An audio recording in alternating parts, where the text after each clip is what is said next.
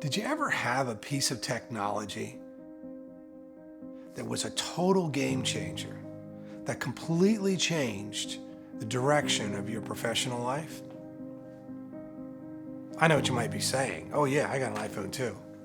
For me, it was a camera, and it was an A7s II. In the early days of Digital Feast, we started out with a Canon 5D Mark II. It was a new DSLR that was changing the environment for prosumer cameras, for small studios to be able to capture more cinematic footage with greater lenses and capabilities. So along came the A7s and piqued our interest. And we were looking at this camera and its capabilities and low light capabilities, and we bought one. And I gotta tell you, when I held this thing in my hands, it was so small. And I gotta tell you, the first thing I thought was, oh my goodness, the clients are gonna look at this little small camera and think that we're like recording on a Polaroid or something. So when I kind of came to Digital Feast, by that point, the A7 was already pretty heavily in circulation. I was just an intern at the time, so they had me on the 5Ds. I guess the A7 was something I had to kind of work up to. Even then, I was always kind of wondering how good can it be? And then I remember the first time they brought me on, and I was like, I didn't know cameras would have these features. So one of the things that was really important about the purchase of the A7s II was its low light capability.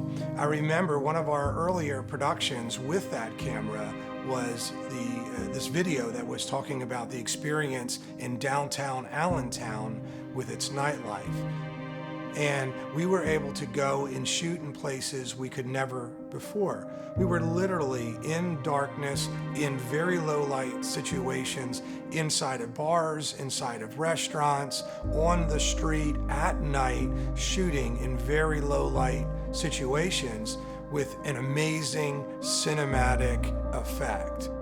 We pushed our ISOs to ridiculous levels, sometimes just to see if we could get the shot, and we always could. If there was a shot that we normally couldn't get, all we have to do now is bring the A7 and we can make it not only visible, but bright and vivid and inviting to the viewer. It was incredible. So if having low light capability wasn't enough, and then being able to downsize from 4K to 1080 with all of that information, then there was something called dynamic range. And that was something that I really didn't have a ton of experience or knowledge in. But I'll never forget the first time I saw it. I took a few years off of working at Digital Feast to go to film school to really further my degree in film.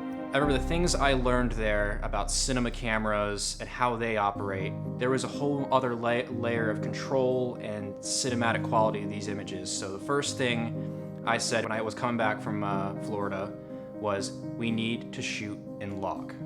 So log is a picture profile in the A7. It's called S-Log, but it is a flat profile that almost looks like you're shooting black and white. It's desaturated and there's no contrast.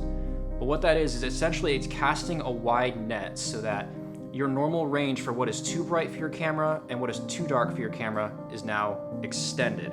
When I looked at the footage side by side, I could see far greater detail. I could see the skies as well as see the subject. Since then, we've shot so many projects in this cinematic way. In log, we color grade them in DaVinci, we fine-tuned our workflow, and the results just keep getting better and better. So the A7 was something that was really able to grow with us, to offer capabilities in a way that we didn't realize we had until we unlocked the knowledge to use them. But unfortunately, the days of the A7s II coming on shoots with us every time are numbered. The A7s III has been announced. We pre-ordered it. That camera looks like it'll be something incredible. It's as if Sony tailor-made a camera for me. Took every problem I had with the A7s Mark II and improved upon it, and then added features. And it doesn't overheat too, which is awesome. I actually get chills thinking about the technology of that camera and how it will help this company and the clients that we serve to tell these amazing stories in an even higher cinematic level. So A7s II, we love you. A7s III, we're looking forward to bringing you into our family and seeing how you're going to change our life again. But it's going to be an incredible camera, and we can't wait to embrace it. But it will always be bittersweet because we remember the original king of low light, the A7s Mark II.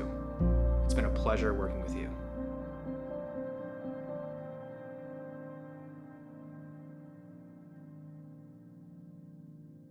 So if you like this content, please hit the like button and subscribe.